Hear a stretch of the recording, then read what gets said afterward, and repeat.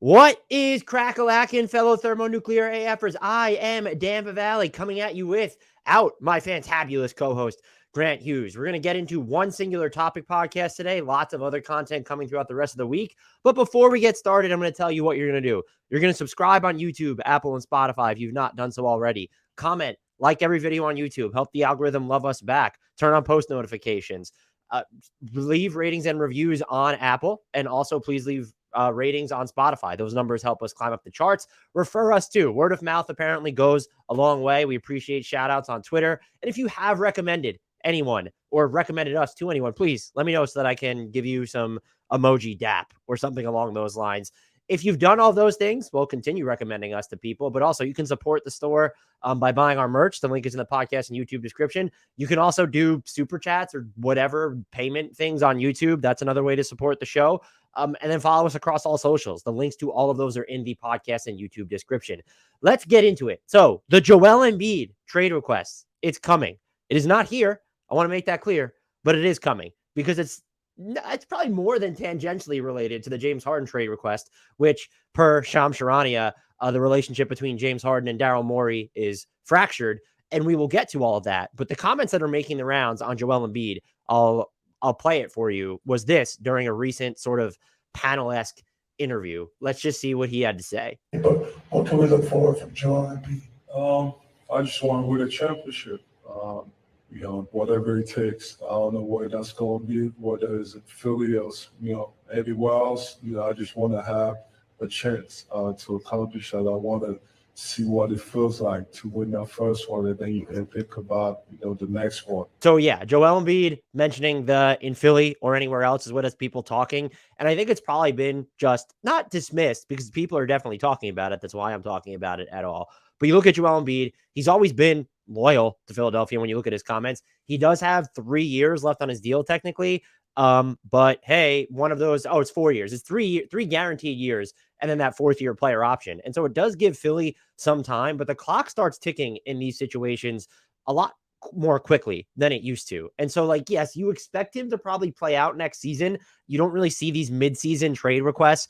Kevin Durant was sort of an anomaly, but that was this pre-existing situation where it feels like him and the Nets kind of talked about it last offseason. He requested a trade then. So you don't see someone like a Damian Lillard, like a Joel Embiid, just all of a sudden say, hey, I want out in the middle of the season. I think the last time that really happened, we've seen stars moved, but sort of a trade request fiasco before Kevin Durant, I think, was that Anthony Davis? Because there was Melo before him and there were others. And you knew that some stars might have wanted out in the middle of the year. I guess Kyrie Irving counts, but he's just all over the place. So these things typically manifest over the offseason. And so I would fully expect this to be a situation where Joel Embiid probably finishes the season in Philly, but I don't necessarily feel great about that.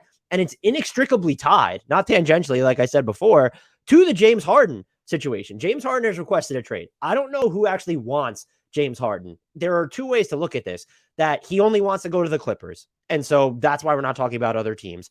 Or the Damian Lillard sweepstakes and maybe the Pascal Siakam sweepstakes are holding up his a little bit just because he is older. But when you look at James Harden, because he can't be extended after he's going to be traded, the market for him just feels like, yeah, okay, if it drops, then maybe the Knicks would get involved. Or do we see a team like coming out of left field? I don't even know. That's the other thing that's really tough to imagine. This is what team's going to, does Chicago maybe get involved? Again, if the price drops low enough, you could probably talk yourself into anybody. Some people have just floated the Warriors. Once Chris Paul can be aggregated using that contract, that would be hysterical. James Harden is more antithesis to how the Warriors play than Chris Paul is, I would think. So yes, maybe other teams would get involved if the price drops low enough. But we know that Daryl Morey isn't going to necessarily take a bath unless he has to. There's the threat of James Harden leaving in free agency last year, but James Harden could have left in free agency this year, and he opted in. And so whatever you get for James Harden, let's just say there actually is a market for him. Maybe Miami wants to get involved if the Damian Lillard sweepstakes falls apart. You have to get enough to then either justify to Joel Embiid that, hey, we're continuing to head in the right direction, or to tell him, hey, we now have the assets necessary to go and get the other big name that becomes available. And even that gets a little wonky. But let's just use, in theory, you're Joel Embiid. Daryl Morey comes to you and says, we're going to get expiring contracts. So Marcus Morris, Robert Covington, and let's throw what I would think is the Clippers' just best package in there. It's Terrence Mann, Marcus Morris, and Robert Covington plus 2 first-round picks, and there could be like other stuff in there, but two first-round picks in 28 and 30, I believe they would have to be, for James Harden. So now you're sitting on those players, which are not, yeah, they give you some depth on the front line, but you didn't replace James Harden's creation at all, as good as Terrence Mann is. You are, I don't even want to say if you're deeper, you have bodies to go into next season, be a playoff team.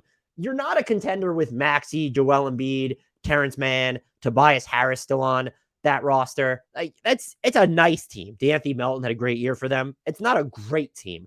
Now, you do say to him, if you are Joel Embiid, you're looking at that roster as is constructed and saying they're not a contender right now, and there's no way for this core to grow into a contender unless Tyrese Maxey becomes peak level James Harden in terms of star power. They don't, excuse me, Siri, you don't have to talk right now. Unless he's never going to be the same player as James Harden, but on that scale of star. And yeah, okay, maybe he gets there, probably not. So you're saying, if you're Philly at that point, you're essentially selling Joel Embiid on the idea of either one, there's going to be cap space, a ton of cap space next year, where if you have Mann, it cuts into it, but you could get over $60 million in cap space next year if there's only Maxey's hold for restricted free agency and Embiid. Like, those are your bigger salaries on the books, and depending on what happens with PJ Tucker's player option, yada, yada, yada. You can still have max salary, though, if you keep PJ Tucker, you have Mann on the books, you have max cap space.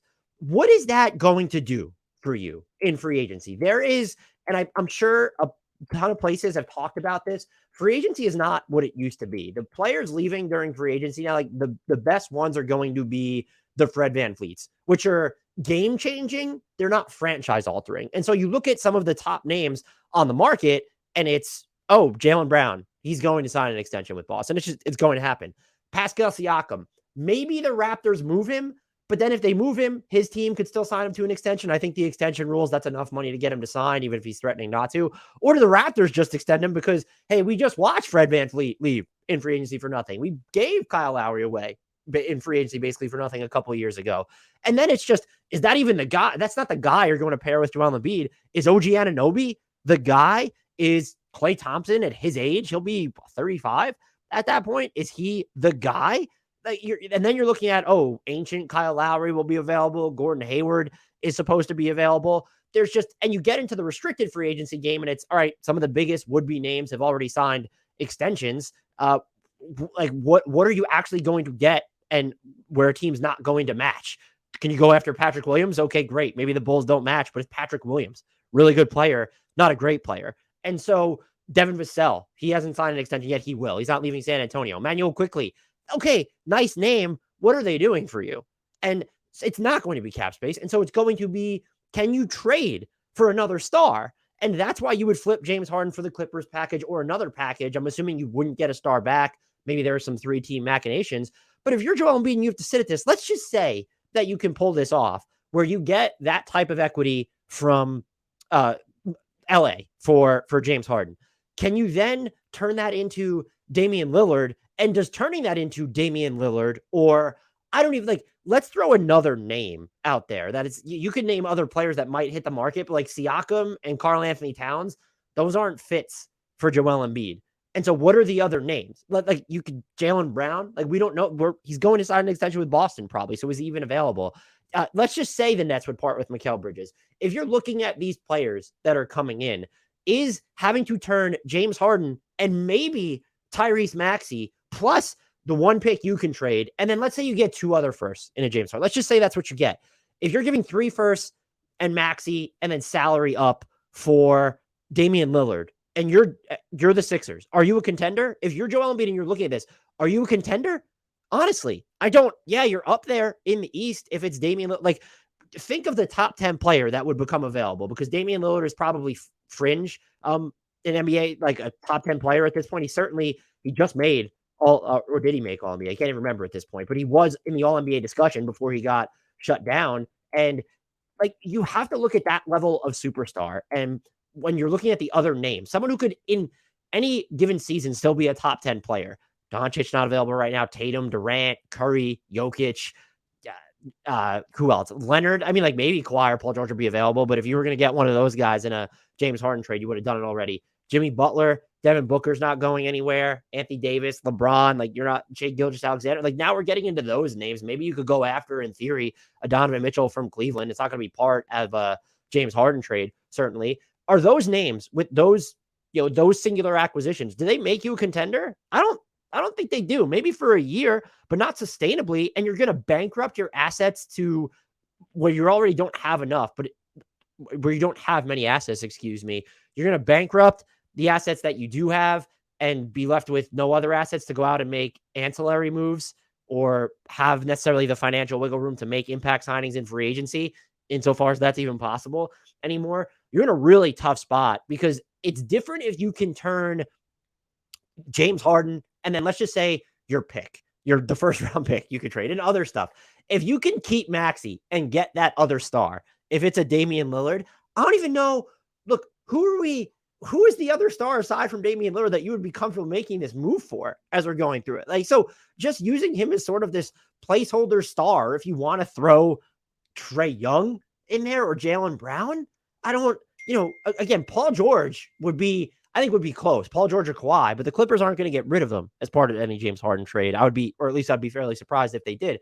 So you're not a contender. And now you're Joel Embiid, and it's okay. Yeah, I have all these years left on my deal. Things can change. Daryl Morey is super aggressive. He turns 30 next March. He is also, it'll be his age 29 season, but he'll be turning 30 next March. Like the window here, when you dealt with as many injuries as he has, it's a problem. And, people are going to look at, well, is he really in a position to request a trade when you look at how poor his playoff numbers generally are? I think that's a fair discussion to have. At least it was when we were trying to discredit, not we, but people were trying to discredit Nikola Jokic because of his playoff performance. But you look at these injuries, and this comes from Baraheni, who works over at, is it SDN Sports? It's at SDPN Sports, excuse me. In 2018, Joel Embiid had a broken face and concussion. Then he had knee tendonitis in 2019. Fast forward to 2021, torn meniscus. 2022, broken face and torn thumb. 2023, knee sprain. He's had shit to deal with. That's part of the Joel Embiid calculation, but could he have been more dominant throughout stretches of those postseason if he wasn't dealing with injury? And he does have some truly iconic performances from the playoffs that we could call back to. He is a star, a caps lock superstar who absolutely has the leverage to request a trade. And because of this James Harden stuff, if James Harden is still on the roster and you haven't had to make some wholesale shakeups and Tyrese Maxey's still there, yes, I think Joel Embiid will be a player who is going to be on this roster for the duration of next season. But if and when you move James Harden, if you start even talking about parlaying what you have into one player, just one player without any other assets, real assets of which to speak, maybe even if you keep Tyrese Maxey, the James Harden, the Joel Embiid trade request feels like it's coming. And if you don't think that it's coming, I don't think you've been paying attention to the NBA over the past whatever many years. I mean, the past decade, really, when you're looking at all of the trade requests that we have already seen from stars. I don't know if it's coming soon, but it's definitely worth pondering whether Joel Embiid, we've seen it from James Harden, and there might be other stars that are moved. Where does Pascal Siakam get moved this summer? Yes. And we know that Damian Lillard requested a trade.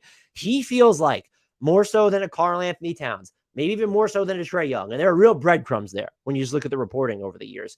More so than anybody else, Joel Embiid is the next superstar who's going to request a trade. And the Sixers absolutely need to nail whatever they're doing from here on, this next year, I would argue, if not next few weeks, because that's how close they are to a James Harden trade request. Is that, yes, I say it might come next summer, but there is a chance, depending on what happens with James Harden, that we could be weeks down the line, getting into August, and that's when the reports that Joel Embiid would like to play for a different team will start to trickle out. Until next time, and as always, I leave you with the shout out to the one and the only Frank Ntilikina, who urges you, implores you, begs you to subscribe wherever you're consuming us, YouTube, Spotify, Apple, the whole nine.